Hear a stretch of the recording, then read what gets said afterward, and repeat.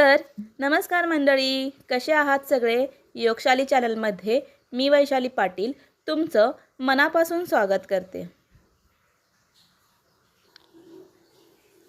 तर तुझ्या सोबतीने या मालिकेच्या कालच्या भागामध्ये आपण पाहिले की मल्हार नुपूरला सुमती इव्हेंटच्या ऑफिसमधूनच काम करण्याची परवानगी देतो आणि तिच्या पाठीशी उभा राहतो।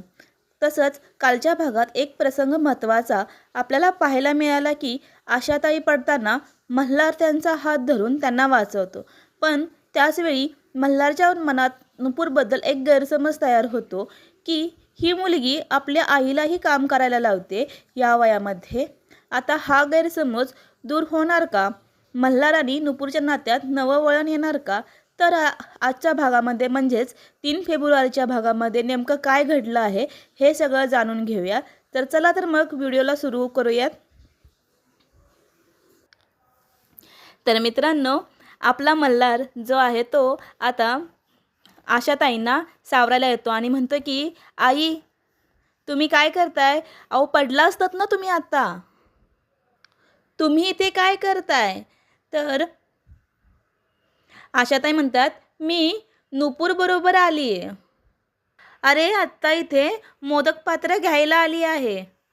तेव्हा आपला हा मल्हार आहे ना, तो आईला म्हणतोय की आई तुम्ही चला बरं आत, मी घेतो हे आणि चला आत।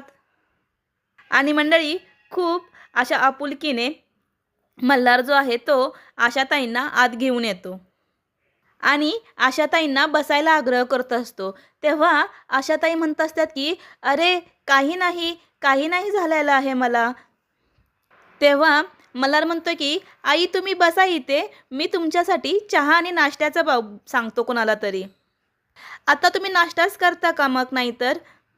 आणि इथे मल्हार जो आहे तो सुरेशला हाक देऊन म्हणतो की अरे सुरेश हे आत ठेवून ये आणि आईसाठी चहा आणि नाश्ता घेऊन ये। तर मित्रांनो, आता मल्हार जो आहे तो आईंना तिथे बसवून म्हणतो की मी आता लगेच आलोच।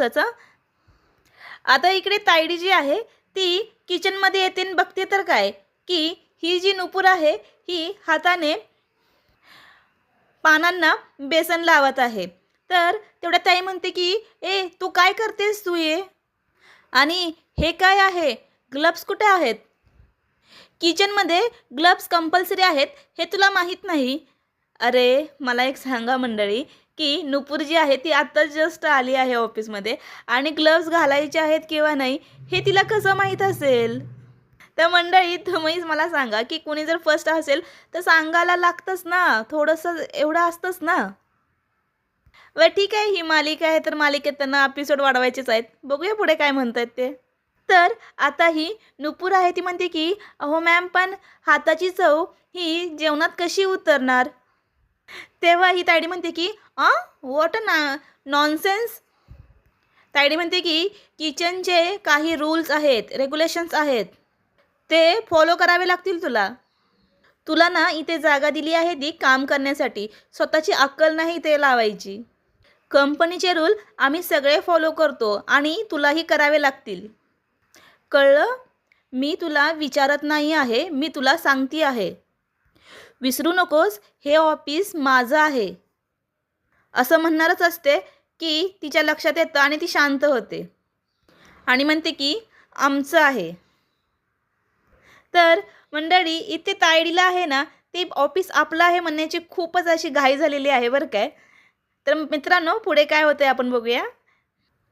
तर आम्ही जे म्हणतो आहे हे तुला ऐकावंच लागल असं तायडी म्हणते की गो आणि ग्लव्स घाल।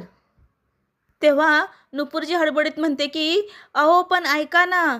तर तायडी म्हणते की मॅम। कोण? तर नुपूर म्हणते की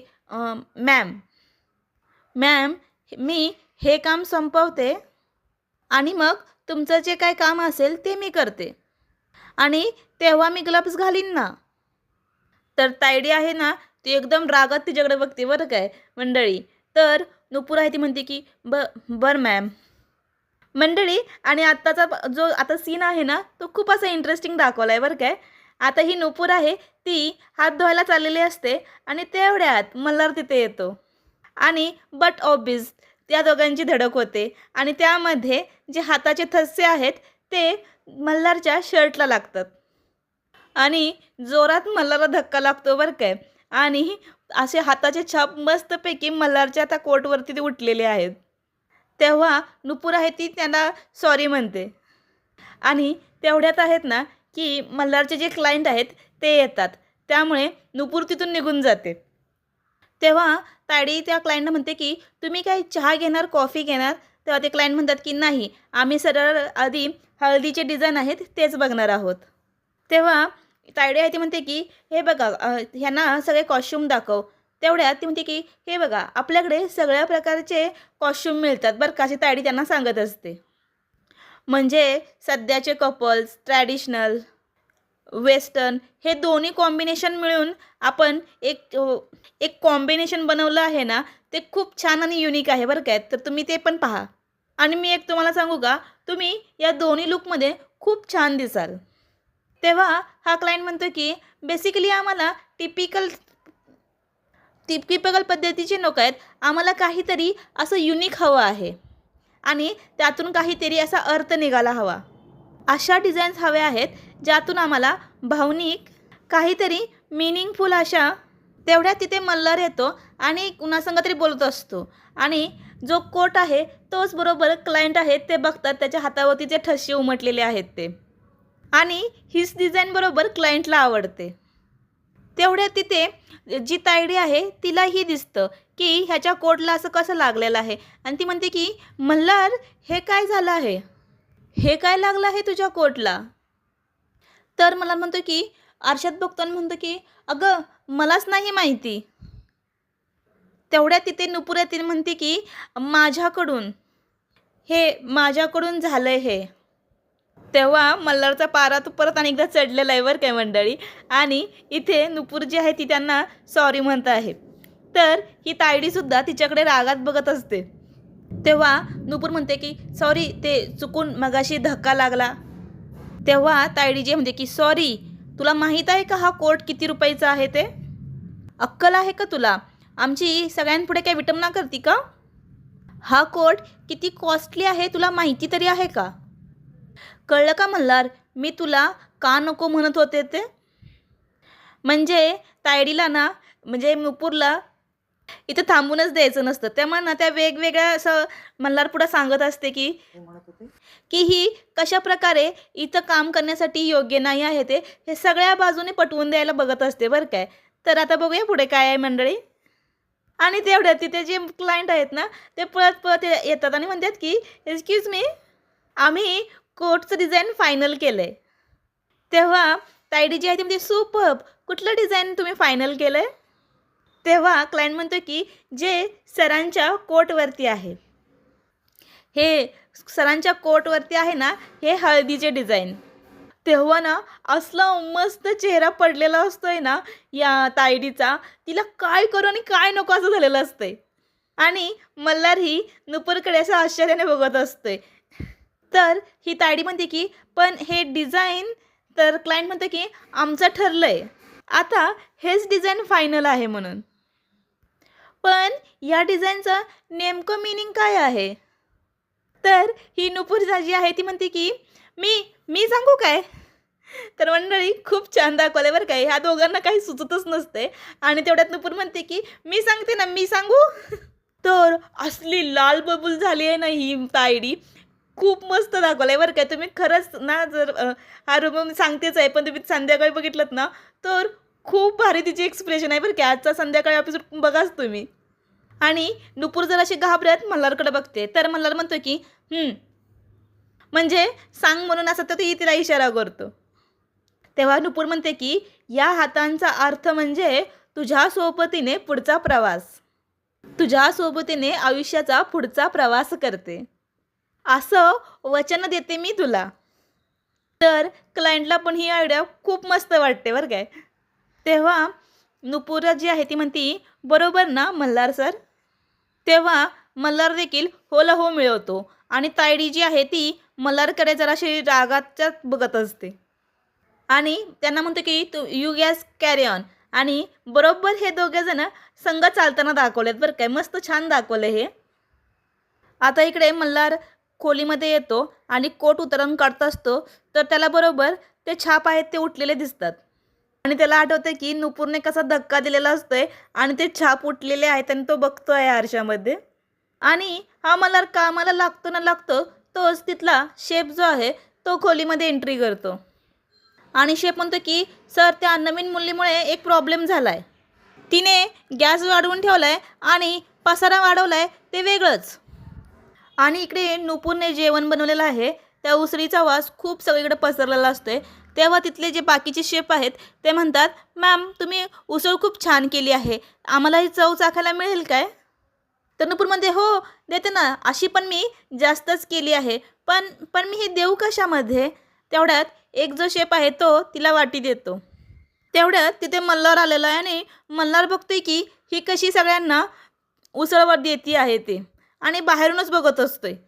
आणि मल्हार आत येतो म्हणतो की काय काय चाललंय इथे? आणि मिस नुपूर, हा काय सगळा पसारा आहे? आत्ताच्या आत्ता हे सगळं तुम्ही सामान आवरा आणि आणि सगळ्यात आधी तो गॅस ऑफिसला द्या, हेड ऑफिसला द्या. 10 नंतर तुम्ही शेगडी नाही वापरू शकत. तेव्हा नुपूर म्हणते की सर, उद्यापासून मी नाही वापरणार, पण आज मला थोडी सूट मिळेल का हो प्लीज? तर मला म्हणतो की अजिबात नाही. तर नुपूर म्हणते, सर प्लीज, आजचा दिवस माझं काम पूर्ण नाही झालेलं सर, माझं काम पूर्ण नाही झालेलं सर, आजच्या दिवस सर प्लीज प्लीज असं म्हणत असते. सर सर मला डबा भरायला उशीर होत आहे. तेवढ्यात गॅस शेगडीच्या इथे नुपूरची ओढणी आहे ती जळते. त्या ओढणीला आग लागते आणि तेच मल्हार बघतो आणि ओढणी ओढून घेतो. तर नुपूर म्हणते, सर तुम्ही काय करताय हे? तर हा मंडळी, मल्हारने ती ओढणी ओढलेली असती पण त्याला आग लागलेली असती आणि तो तिला दाखवत असतो की हे बघ आग लागली आहे कशी ते, आणि रागात पायाने ती आग विझवतो. तर नुपूर म्हणते की सॉरी सॉरी सर, परत म्हणते नाही थँक्यू. तर मल्हार म्हणतो की सॉरी की थँक्यू आणि ओढणी तिला देत असतो. तेव्हा नुपूर ओढणी घेते आणि म्हणते की थँक्यू सर. तर मंडळी इथे मल्हार जो आहे तो तिला ओरडतो की तुमचं लक्ष कुठं असतं हो? तुमच्या या अशा वागण्याने माझ्या स्टाफला त्रास झालेला अजिबात चालणार नाही मला, कळलं? तेव्हा नुपूर म्हणते की सर परत नाही होणार असं. तेव्हा मल्हार म्हणतो की ठीक आहे, आजचा दिवस तुमचा ट्रायलचा होता, पण उद्यापासून एम्प्लॉईंचे सगळे नियम तुम्हाला पाळावे लागतील. ऑफिस जे आहे ते 10 वाजता चालू होतं, त्याच्या आधी तुमचं हे पर्सनल काम सगळं झालं पाहिजे. Am I clear? तर नुपूर म्हणते की येस येस सर. आणि मल्हार म्हणतो की मी ड्रेस डिपार्टमेंटला सांगतो की तुमच्यासाठी दुसरी ओढणी द्या म्हणून. तर मंडळी इकडे जी आहे ते आशाताई बसलेले असतात आणि त्या उठून निघालेल्या असतात. तोपर्यंत त्यांना चक्कर आल्यासारखं होत असतं आणि तेवढ्यात तिथे तायडी येते आणि तायडी बघते की ह्या कोण उभ्या आहेत, तिथं बसलेल्या आहेत त्या, आणि बाहेर येते आणि वॉचमनला ओरडत असते. वॉचमनला तायडी म्हणते की काय रे, झोपा काढतोस का तू? आतमध्ये ती म्हातारी बाई बसली आहे, ती आत शिरलीच कशी? असे गरीब चेहरे बघून क्लायंट निघून जातील. तेव्हा वॉचमन म्हणतो की ते मॅडम सकाळी काय झालं, नुपूर मॅडम आल्या होत्या ना तेव्हा. तर तायडी ती म्हणते की तिला पहिल्यांदा बाहेर काढ, तिला म्हणाव भिकाऱ्यांना बसण्यासाठी हे सोपे दिलेले नाही आहेत. तोंड काय बघतोयस माझं, जा आधी तिला बाहेर काढ. खूप रागात त्या वॉचमॅनला ही तायडी बडबडलेली आहे बरं काय मंडळी इथे. जर तिला आता बाहेर नाही काढली ना तर मी तुला कामावरून बाहेर काढेन, जा पटकन. तेवढ्यात वॉचमन आत येतो म्हणतो की ओ आई प्लीज इथं बसू नका, चला बाहेर निघा. अहो उठा लवकर, नाही तर तुमच्या नादात माझी नोकरी जाईल, चला चला निघा. तेव्हा आशाताई म्हणतात की नाही हो, ते थोडं गरगरत होतं ना, मी जातीये. तेव्हा वॉचमन म्हणतो की एकदा सांगितलेलं कळत नाही का? तेवढ्यात नुपूरची मैत्रीण जी आहे कोमल ती बघते की आशाताईंवरती हा वॉचमन बडबडत आहे आणि तेवढ्यात ती मल्हारला पण येताना बघते.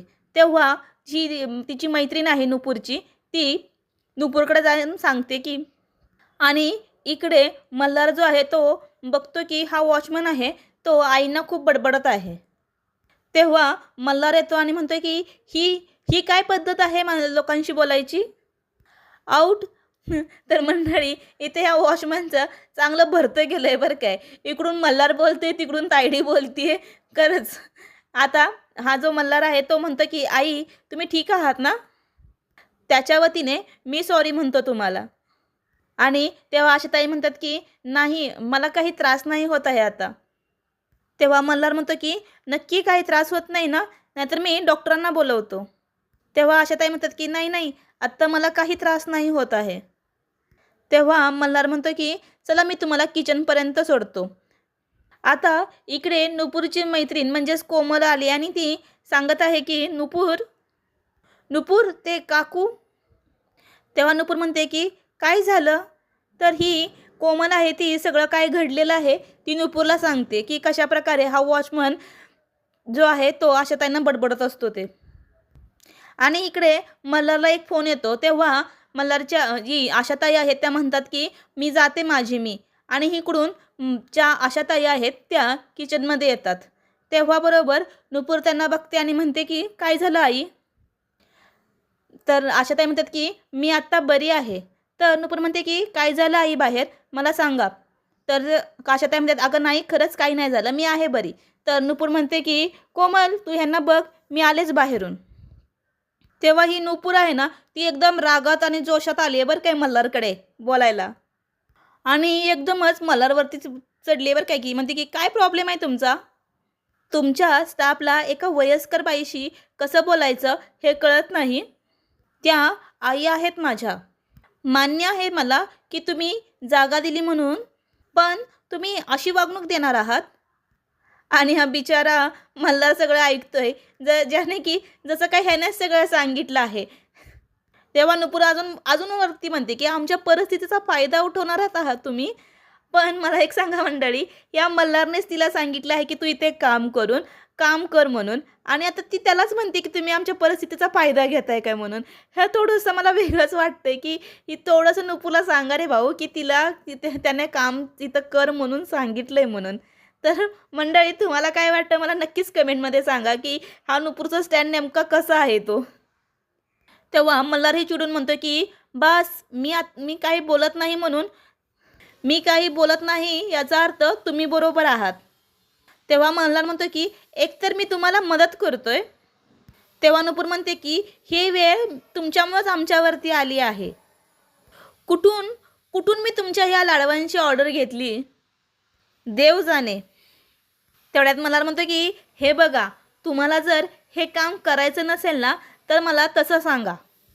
तुम्ही आत्ता निघू शकता.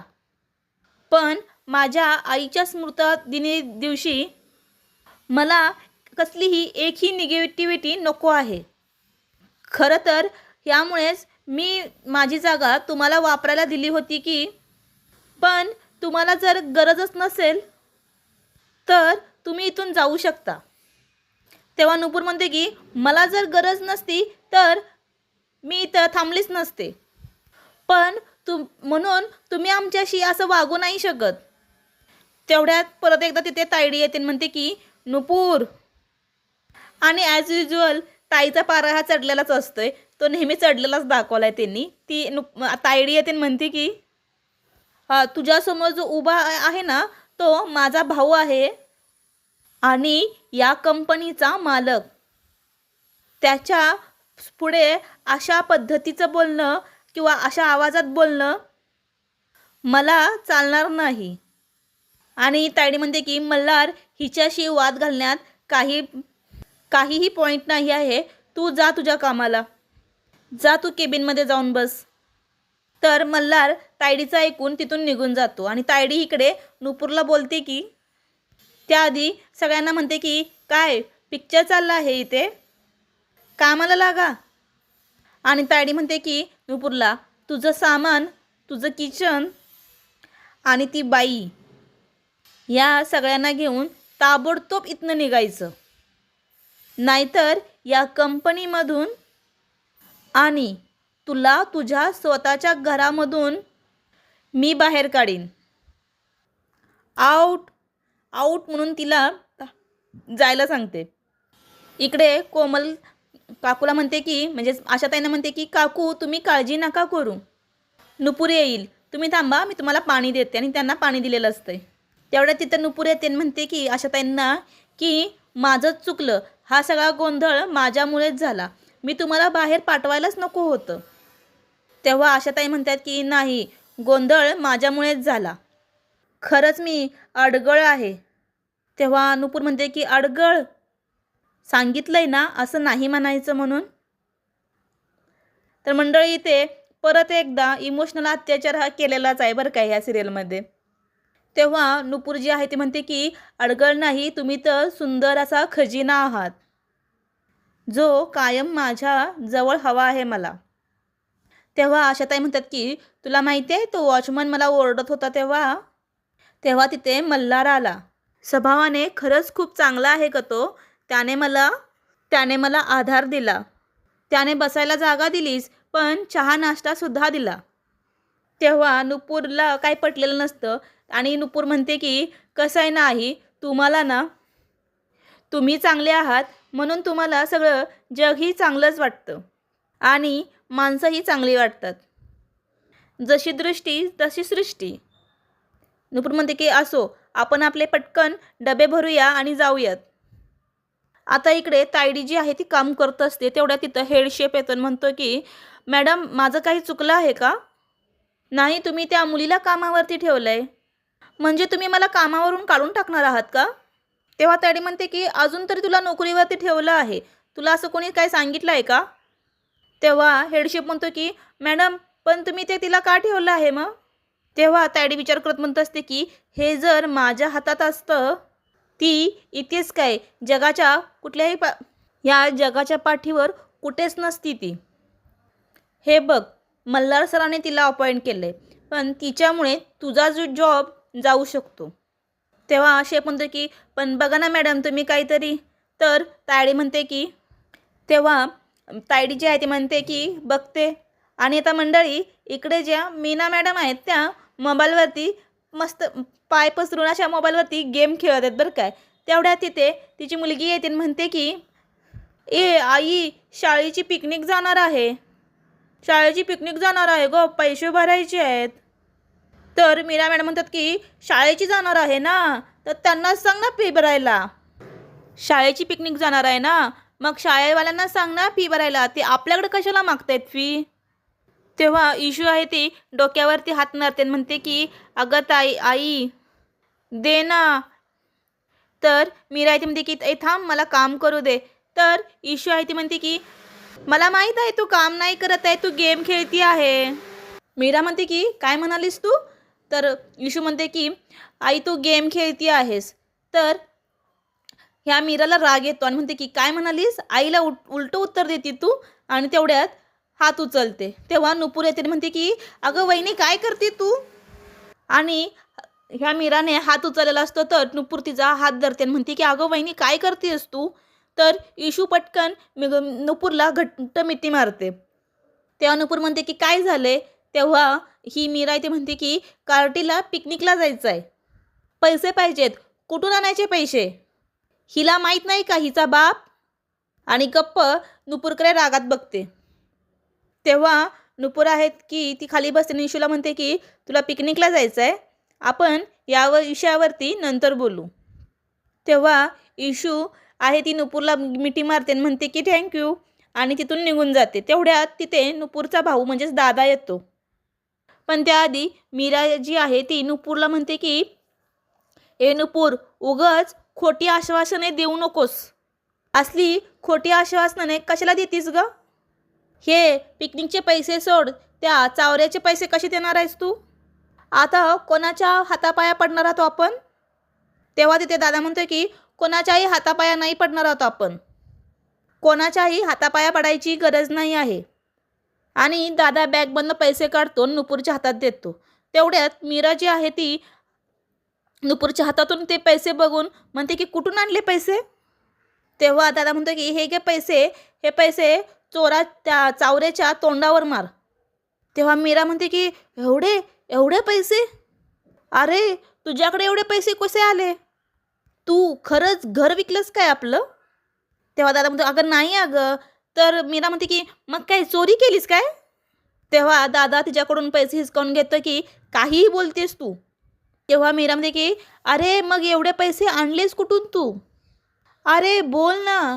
तेव्हा अनुपूर येते आणि म्हणते की वहिनी मी लहान होते ना तेव्हा मला पिकनिकला जायचं होतं आणि मी घरी पैसे मागितले होते. तेव्हा मलाही घरातून नकार दिला होता.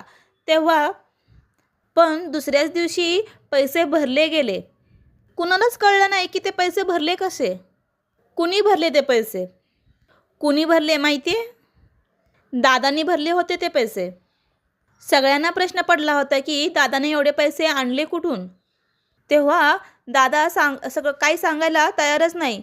पण तेव्हा मला कळलं की दादाची सायकल नाही आहे. बरेच दिवस झालं ती दिसत नाही आहे. वहिनी त्या वयात दादाने आपली स्वतःची आवडती वस्तू ती माझ्यासाठी विकली होती. माझ्या पिकनिकसाठी पैसे गोळा केले होते.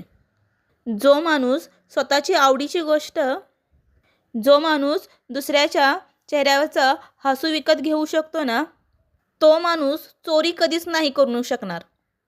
तेव्हा मीरा ढेकर आल्यासारखं करते आणि म्हणते की अजीर्ण झालं आहे पोटात. तुमचं प्रेम पाहून माझं जेवण पचलंय बरं काय आता. झोपते मी आता. आणि हात जोडते आणि जाते निघून. तेव्हा दादाही निघून जातं. तेव्हा नुपूर जी आहे ती दादाकडे बघतच असते. आणि इथेच मंडळी हा भाग संपलाय बरं काय.